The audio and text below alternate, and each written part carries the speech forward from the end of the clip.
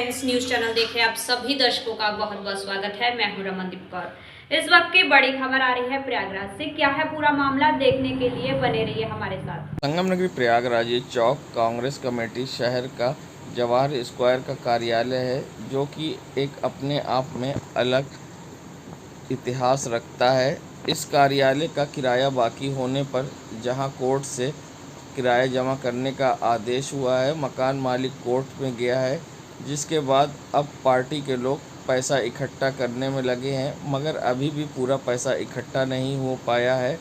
बता दें, इस कार्यालय को लेकर पार्टी इसलिए संजीदा है कि इस दफ्तर में कांग्रेस कमेटी ने कई बड़े फैसले लिए थे। शहर की कमेटी की पहली अध्यक्ष कमला नेहरू थी।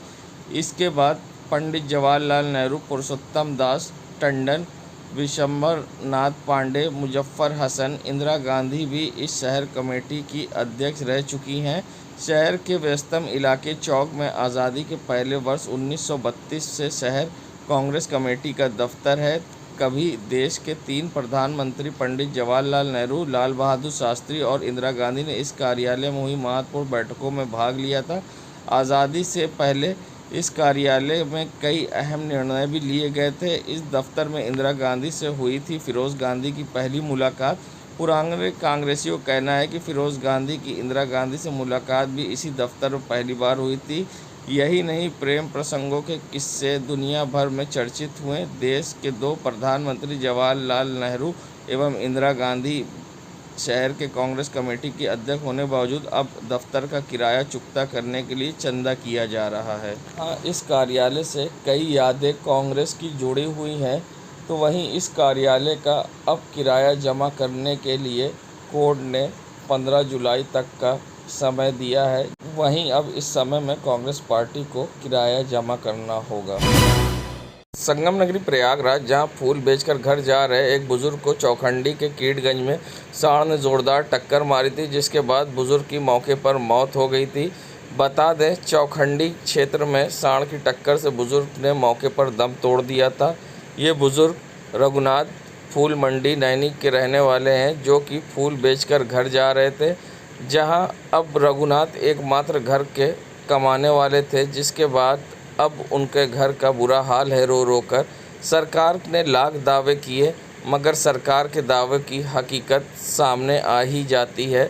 जहां सरकार ने वादा किया था कि सरकार 2022 की बनने के बाद अन्य जानवरों पर रोक लगाई जाएगी, मगर हालात जस के तस हैं और प्रयागराज की सड़कों पर आवारा जानवर हमेशा घूमते दिखते हैं, जिससे लोगों का जीना मुहाल है। ऐसे में पीड़ित परिवार का क्या कहना है, किस तरह से अब उन्हें घर चलाने में समस्या हो रही है और क्या कुछ कहना है प्रत्यक्षदर्शियों का, आइए सुनाते हैं आपको। सरकार से हम यही चाहते हैं कि जो इधर उधर घूम रहा है पशु, उसके लिए आरोप लगाए, उसको सही सुरक्षित जगह रखे। जो हमारे साथ हुआ है वो किसी के साथ ना हो। हमारा तो परिवार ही बिखर गया। हमारा जो कमाने खाने का जरिया था वो खत्म हो गया। ना मेरे आदमी ना सही से चल पाते हैं, ना कोई काम कर पाते हैं। 7:30 बजे डेली निकलते थे, कुछ दिन भी गए थे, साइकिल से रोज जाते थे, उस दिन भी गए थे। अब उनको साढ़ आ गया, अब वो मार दिया। फूल का पुड़िया भेजते थे, पुड़िया पत्ती भेजते थे।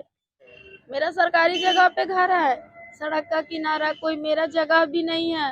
4 मेरे पास बच्चे हैं, मेरे पास कोई कमाने वाला नहीं है, कुछ करने वाला नहीं। यही फूल माला के हम काम करते हैं।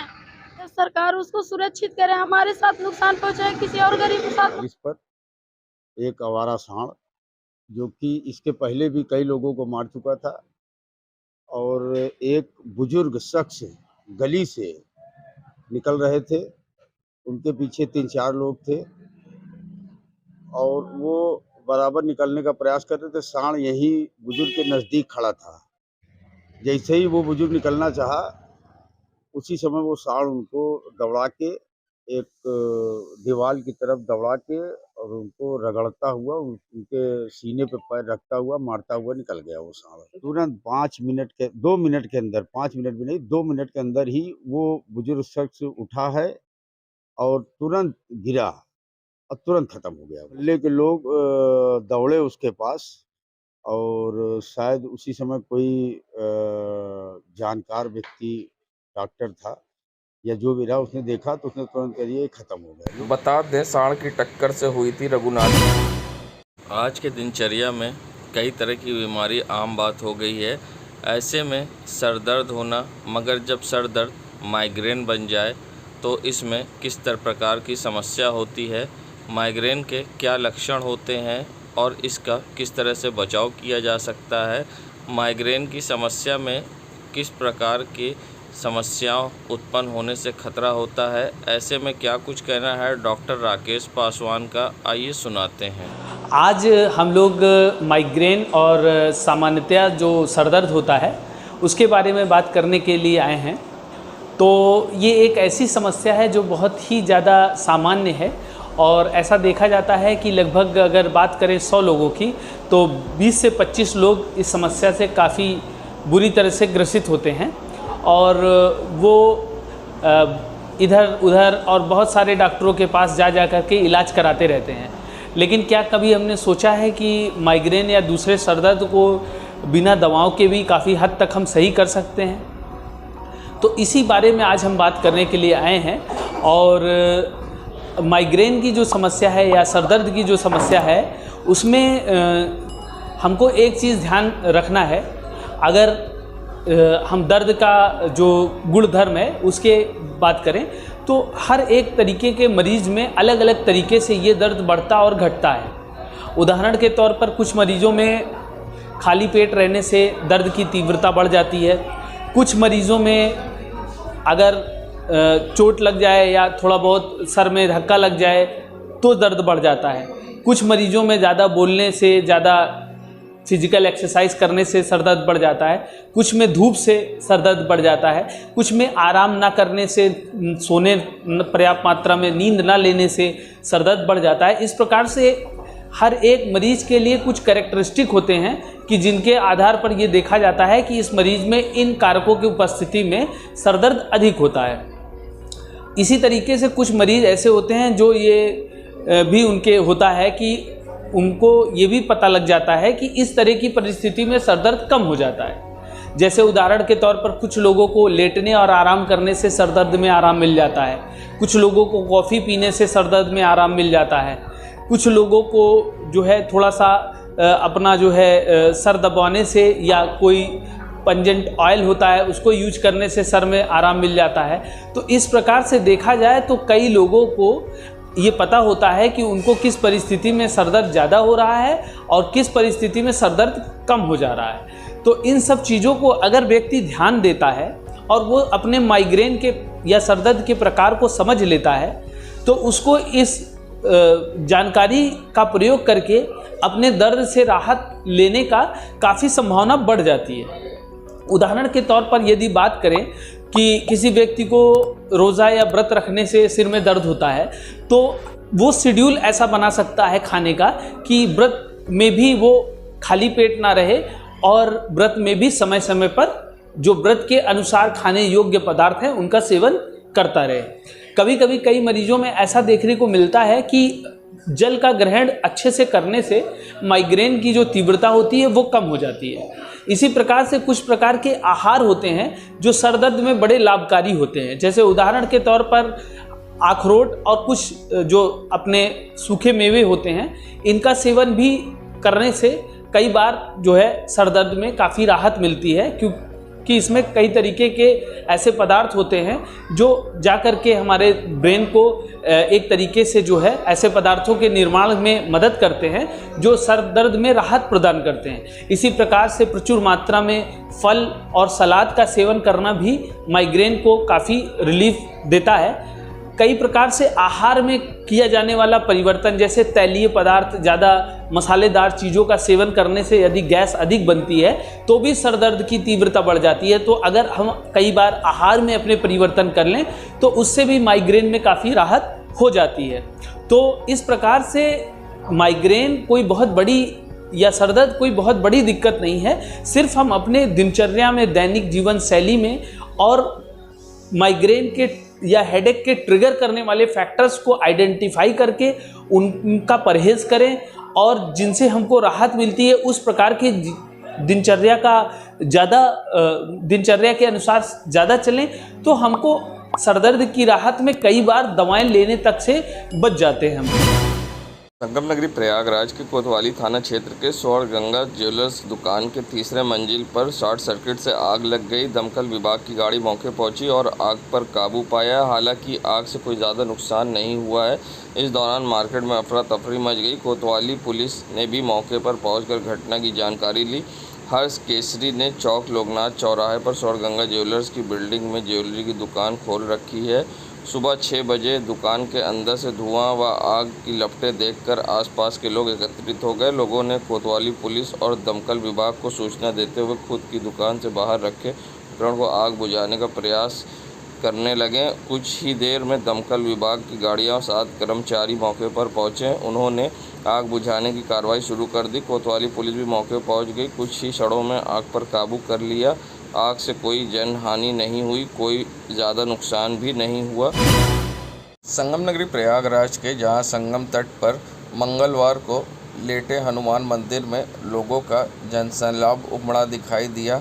वहीं लोग विधि विधान के साथ पूजा अर्चना करने पहुंचे संगम लेटे हनुमान मंदिर, जहां लोगों ने प्रसाद फूल चढ़ाकर भगवान हनुमान की पूजा अर्चना की व मुरादें मन्नतें मांगी। साथ ही दर्शन करने वालों की लगी लंबी। संगम नगरी प्रयागराज के नज़ारा है मीरापुर क्षेत्र के कल्याणी देवी मंदिर के पास का, जहां आप देख सकते हैं सड़कों पर आवारा जानवर दौड़ रहे हैं और यहां श्रद्धालुओं को आने जाने में परेशानी का सामना करना पड़ता है। ऐसे में बीजेपी के सांस्कृतिक प्रकोष्ठ के नेता का क्या कुछ कहना है इस पूरे मामले पर, किस तरह से उन्होंने शिकायत भी की थी और उसके बावजूद यहाँ पर घूम रहे हैं मंदिर के आसपास आवारा जानवर, जिससे नगर निगम बना अनजान। आइए सुनाते हैं क्या कहना है बीजेपी नेता का। हमारे प्रयागराज शहर में सिद्धपीठ या शक्तिपीठ, जिसे हम ललिता पीठ भी कहते हैं, माँ आदि शक्ति माँ कल्याणी जी का मंदिर है कल्याणी देवी के इलाके में। वहाँ पर मंदिर के इर्द गिर्द स्वर पालन होते हैं और तमाम जानवर रहते हैं और गंदगी करते रहते हैं, जिसकी वजह से श्रद्धालुओं की आवागमन में काफ़ी परेशानी होती है। मैं कई बार इस पर लिखित सूचना दे चुका हूँ, शिकायत करके निगम को भी, तमाम अधिकारियों को, लेकिन अभी तक कोई कार्रवाई नहीं हुई। मैं चाहता हूं कि प्रशासन यथाशीघ्र इस पर ध्यान दे और आवारा पशुओं पर प्रतिबंध लगाएं वहां, ताकि गंदगी ना होने पाए, हिंदुओं की श्रद्धालुओं की भावनाओं को ठेस न पहुँचने पाए। बस ये मुझे कहना है। जय श्री राम। जय माता। जय श्री राम। मैं जितेंद्र बजरंगी, भारतीय जनता पार्टी सांस्कृतिक प्रकोष्ठ प्रयागराज महानगर शासन बोल रहा हूँ। बढ़ते कोरोना संक्रमण के बीच अब सैलूनों में फिर से ग्राहकों की आवक कम हो गई है, जिसके कारण अब उनको परेशानी का सामना करना पड़ रहा है। जहां ग्राहक कम आने के कारण अब उनको रोज़ी रोटी का संकट फिर से खतरा सता रहा है। उनका कहना है जहां पहले भी कोरोना काल में उनको परेशानी का सामना करना पड़ा था, एक बार फिर कोरोना जिस तरह से बढ़ रहा है और लोगों का आना कम हुआ है, जिससे उनमें फिर से एक डर का माहौल है कि कैसे वो अपना जीवन यापन करेंगे और कैसे अपना घर चलाएँगे। सर तो परेशानी तो हो रही, मेन से कोरोना तो थोड़ा थोड़ा तो बढ़ रहा है और मेन से जो जनता जो पब्लिक हो जो है वो मास्क थोड़ा नहीं लगा रही है, इसीलिए कस्टमर आना सैलून में थोड़ा बंद कर दिए। बहुत यहाँ पे दबाव हो गया सर, तो हाँ। कस्टमर बहुत कम आ रहा है जी। परेशानी कितनी हो रही है? परेशानी तो बहुत है, कहाँ कमाई हो पा रहा है, कमाई नहीं हो पा रहा है। कैसे घर चला रहे? चल रहा है, नमक रोटी कभी कभी दाल भी हो जा रहा है। क्या नाम है आपका? मेरा मोहम्मद सादिक। संगम नगरी प्रयागराज की जॉनसनगंज चौराहे का नज़ारा है, जहां एक तरफ ट्रैफिक सिग्नल बंद है और दूसरी तरफ यातायात पुलिस किनारे खड़ी होकर अपने चालान करने में व्यस्त है, तो दूसरी तरफ चारों तरफ सिग्नल बंद होने के कारण चारों तरफ से लोग आ जा रहे हैं, जिससे कभी भी बड़ी दुर्घटना हो सकती है। जिम्मेदारों की लापरवाही आई सामने, जहां ट्रैफिक सिग्नल बंद है और यातायात पुलिस एक किनारे खड़ी है, जिससे कभी भी हो सकती है बड़ी दुर्घटना। जिम्मेदार बने अनजान। संगम नगरी प्रयागराज जहां नूरला रोड की सड़कों पर दुकानदारों द्वारा अतिक्रमण के कारण फिर से जाम की समस्या उत्पन्न होने लग गई है, जहां बीते दिनों पुलिस ने यहां से अतिक्रमण हटवाया था और उसके बावजूद फिर से दुकानदारों ने अतिक्रमण यहां कर लिया है, जिससे जाम के झाम से लोग रोज़ परेशान होते हैं, क्योंकि करैली से नूरला रोड स्टेशन की ओर जाने वाला ये मुख्य मार्ग है, जिस पर रोज़ जाम के झाम से लोग होते परेशान। संगम नगरी प्रयागराज के नज़ारा है साउथ मलाका की सड़कों का। यहाँ पर आप देख सकते हैं आवारा पशु सड़कों पर घूम रहे हैं। जहाँ बीते दिनों आपने देखा कि कीटगंज क्षेत्र में जहाँ बुजुर्ग को सांड ने टक्कर मारी और जिसके बाद मौत हो गई, मगर उसके बावजूद यहाँ पर नगर निगम सुध लेने को तैयार नहीं है। जहाँ सड़कों पर खुलेआम घूम रहे आवारा पशु, जिसके कारण फिर से हो सकती है दुर्घटना और किसी समय भी जा सकती है किसी की भी जान, क्योंकि सड़कों के बीचों बीच खड़े रहते हैं आवारा पशु, जिससे हो सकती है कभी भी बड़ी दुर्घटना। क्या कुछ कहना है इस पर लोगों का, आइए सुनाते हैं आपको। बहुत जानवर घूम रहे हैं और प्रशासन कोई देख रेख नहीं कर रही है, उससे चलते हादसा बहुत हो रहा है और आने जाने वाले को दिक्कत भी हो रहा है और इसी चलते प्रशासन एक्शन ले नहीं रही है। कितना डर लगता है? बहुत डर लगता है। अभी कीड़गंज में ऐसा हादसा हुआ है कि आदमी को मौत भी हो गया था, उसके लिए नगर निगम कोई देखभाल भी नहीं हो रहा है। क्या नाम है आपका? आशीष कुमार निशान। नगरी प्रयागराज, जहां एसएसपी प्रयागराज के निर्देशन पर विभिन्न थानों में चलाया गया चेकिंग अभियान, तो वहीं निरीक्षक मनोज के नेतृत्व में चलाए गए चेकिंग अभियान के दौरान लोगों को हेलमेट पहनाया गया और यातायात नियम कानून के लिए प्रेरित किया गया। साथ ही नियम कानून का उल्लंघन कर रहे लोगों का चालान भी किया गया और चलाया गया सघन चेकिंग अभियान किया गया कई वाहनों का। देश दुनिया की खबरों के लिए world media times news channel को सब्सक्राइब करें।